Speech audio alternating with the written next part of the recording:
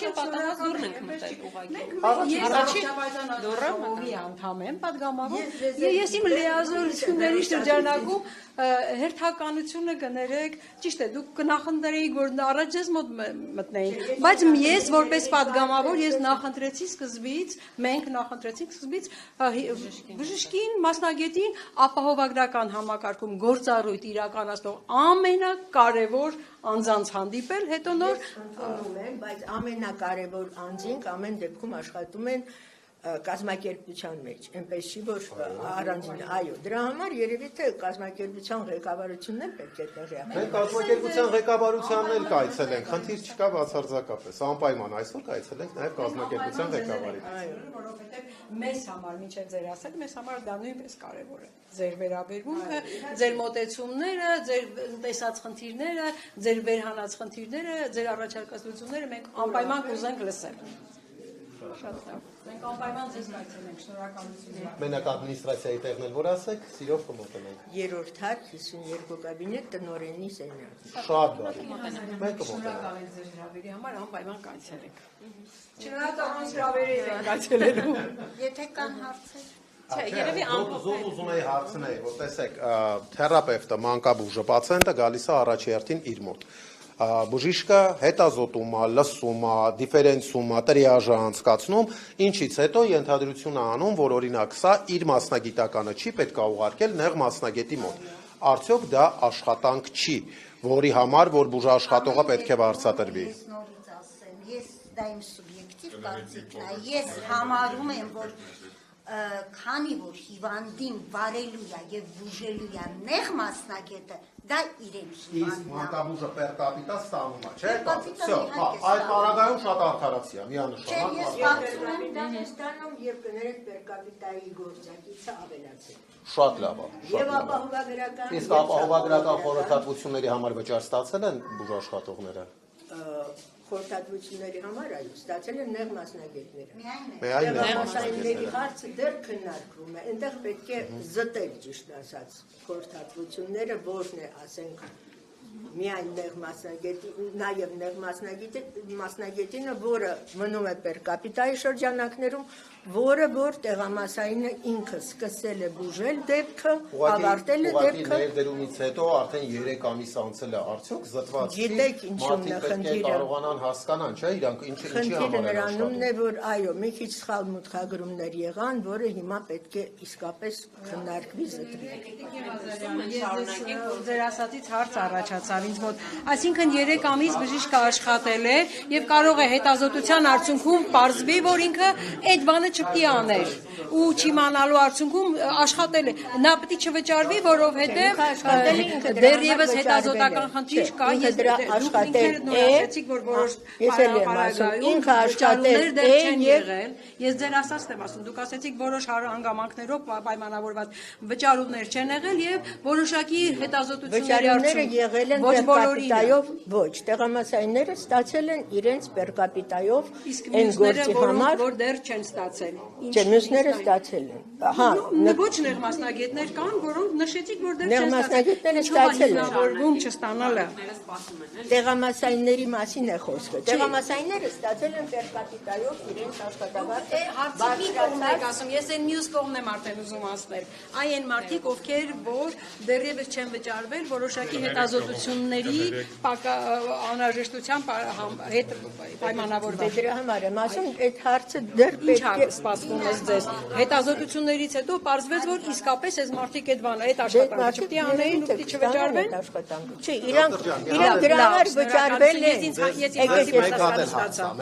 Տեսեք, որ ասում եք սխալ մուտքագրումներ են եղել։ Արդյոք նեղ մասնագետների մոտ սխալ մուտքագրում չի եղել, որ նեղ մասնագետներին ֆիլտրել եք, արդեն տրիաժը արել եք, վճարումը արել եք, իսկ ընդհանուր պրոֆիլին դեռևս չեն կարել։ Նեղ մասնագետների մոտ մի փոքր ավելի քիչ էր այցելությունները, դրա համար մի քիչ ավելի հեշտ Չէին թե կոդեր չունեին, մուտքագրեին։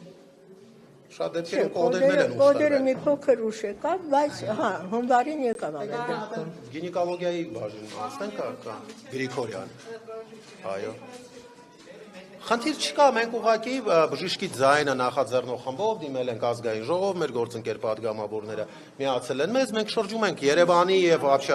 Հայաստանի պոլիկլինիկաներով, կոնկրետ պոլիկլինիկայից որևէ ահազանգ չի եղել։ Մենք ուղղակի շրջելու ենք եւ տեսնենք բուժաշխատողները ինչ դիտարկումներ ունեն, ինչ նկատառումներ ունեն, ինչ պետք է անեն պետական մարմինները, որպեսզի համակարգը հարատև գործի եւ մեր բնակիչներին շարունակի սպասարկել։ Որովհետեւ երբ որ մենք մտնում ենք օրինակ ինչ-որ բուժաշխատողի մոտ եւ իմանում ենք, որ 3 ամիս անցել է ու այդ մարդը չի ստացել իր խորհրդատվությունների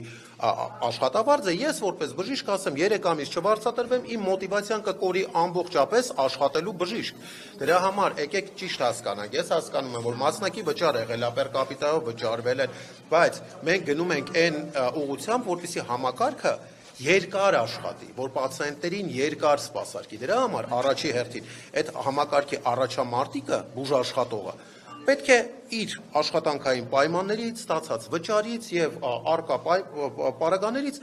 գոհ լինի։ Չենք կարա մենք դժգոհ բուժաշխատողով ունենանք հարատև աշխատող ապահովագրական համակարգ։ Եվ մենք ոչ թե ահազանգի վրա ենք միայն գնում, ահազանգերը բազմաթիվ են, հավատացնում եմ ձեզ, կարող եք մտնել նույնիսկ նախարարի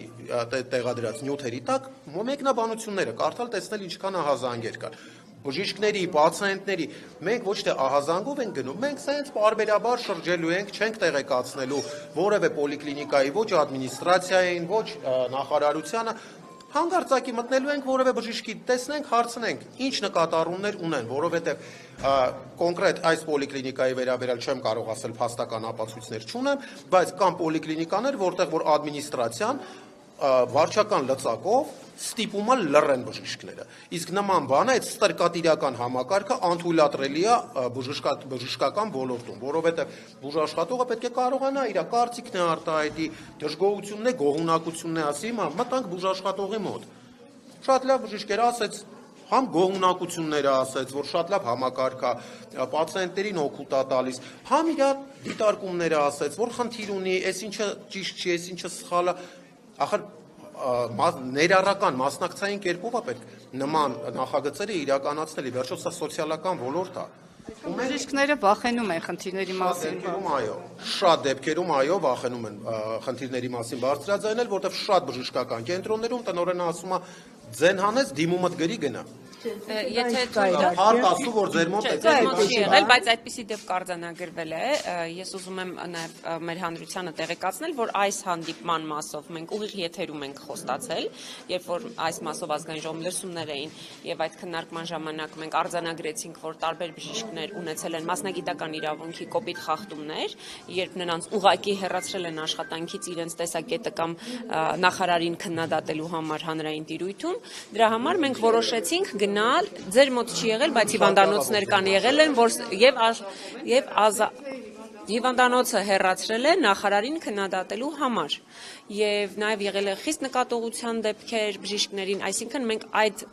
եզրահանգմանը, երբ որ եկանք, որ բժշկական հանրույթի իրավունքները ոտնահարվում են, որոշեցինք, որ մի հարմար օր գնանք եւ այսօր այդ հարմար օրն էր, որպեսզի մենք սկսենք մեր շրջայցերը ամբողջ հանրապետությունով ու կարձանագրենք այն բոլոր խնդիրները, որոնք որ իրականում կան եւ օրինակ այսօր բերել են ազգային ժողով նույն ապահովագրության հետ կապված որոշակի փոփոխություններ, նաեւ դա հնարավորություն է, որ մենք առաջի ձեռքից ստացած ինֆորմացիան այնտեղ քննարկենք, որովհետեւ ծանրաբեռնվածությունը գիտեք մեծանալու է եւ տաքսովարորդներն են արդեն ներգրավում, այսինքն ձեր ծավալը ապահովագրության շատ ավելի մեծանալու է, այո, բայց ես էլի եմ ուզում ասեմ, որ բարձրացությունը այսպես թե այնպես, այո, բարձրացել է նույն տեղամասայինների միայն պեր կապիտայով երևի 20-30%-ով բարձրացել է իրենց վարձատրությունը։ Միայն պեր կապիտայով քանի տոկոսով է բարձրացել։ Նո ծանրաբեռնվածությունը այսպես ասեմ, քանի որ մանկաբույժների տեսանկյունից առանձնապես մեծ փոփոխություն չի եղել, որովհետև այսպես թե այնպես իրենք այն ժամանակ էլ պետպատվերով էին սպասարկվում, մինչև 18 տարեկան երեխաները մեծ փոփոխություններ մանկաբույժների աշխատանքում չի եղել։ Փոփոխությունը եղել է այո, թերապևտների մոտ, գնաք մի հատ է գինեկոլոգիա կանոնց Այստեղ խնդիրը նաև ինչու մենք սրան գնացինք, որովհետև երբ որ հարցը բարձրացնում են նախարարի առջև եւ ասում են, որ բժիշկները բարձրաձայնում են մտահոգությունների մասին, որոնց պետք է լսել, որոնց պետք է արձագանքել ու լուծումներ տալ, պետք է նախարարը ուղղակիորեն պատասխանում է, որ իրենք հանդիպում են առանձնակի մասնագետների հետ եւ առանձնակից լսում են։ Այսինքն ստացվում է, որ իրենք խնդիրների մասին լսում են նրանց հետ զրուցելով, ում իրենք են ուզում։ Մենք որոշեցինք, դուք այդպես եք ասում, տիկին նախարարը ինձ է այդպես պատասխանել։ Տիկին Ղազարյան, ես ասում եմ, այն պատասխանը, որը տիկին նախարարը տվել է ինձ անձամբ, երբ որ հարցը բարձրացրել եմ։ Դրա համար մենք ուզեցինք լսել անձամբ բժիշկներին։ Zoom հարթակներով հենց սկզբից ներդրումից հետո տիկին նախարարը եւ հիմնադրամի տնօրեն մասնակիցները Zoom հարթակով շատ անգամ շատ հանդիպումներ է եղել, մենք բոլորս մեր հարցերն ենք այնտեղ տվել, պատասխանները ստացել ենք, այդպես չի որ։ Եկեք ես հազար ներողություն ընդգծեմ, որ Zoom հարթակում շատ տարբեր բուժկենտրոնում, ես չեմ ուզում մատնացույց անեմ, չեմ էլ ուզում ասեմ, որ դա ձերն է եղել կամ ումն է եղել, որևէ շատ բուժկենտրոններում տնօրենը ասում է հարցեր չտակ։ Հրահանգում է Ես կարող եմ ձեզ հարց տալ։ Այո։ Իսկ դուք Zoom հարթակում երբևիցե բարձրացրել եք այն հարցը, ինչպես եք վարվելու ինֆեկցիոն հիվանդների, տուբերկուլոզով հիվանդների հետ, երբ որ նախարարը հայտարարում է, որ պետք է վերապրոֆիլավորվեն ինֆեկցիոնիստները եւ ֆիզիատրները, այլևս պոլիկլինիկաներին այդ մասնագետները ակտուալ չեն եւ պետք է դառնան ընտանեկան բժիշկներ։ Այդ հարցը դուք որպես փորձարու, ես ձեզ ճանաչում եմ երկար տարիների պրոֆեսիոնալ, այդ հարցը տվել եք կամ ինչպես եք դուք որպես սպիտակ խալաթ հագնող պրոֆեսիոնալ բժիշկ գնահատում, ինչպես նաև ադմինիստրատոր, որ Հայաստանի Հանրապետության պոլիկլինիկաներում ֆիզիատրներ եւ ինֆեկցիոնիստներ չպետք է լինեն, հաջորդը լինելու են գինեկոլոգները եւ մնացած այլ մասնագետները։ Իհարկե, այդպիսի որոշում չի կայացվել, բայց որպես ես ասեմ, որպես քանի տարվա կազմակերպիչ առողջապահության, ինչ եմ ուզում ասեմ, այո, իրենց մոտ խնդիր կառաջանա, որովհետև խորհրդատվությունները, այսինքն կյանքում առաջին անգամ հանդիպող դեպքերը շատ ավելի քիչ են այդ մասնագետների մոտ, եթե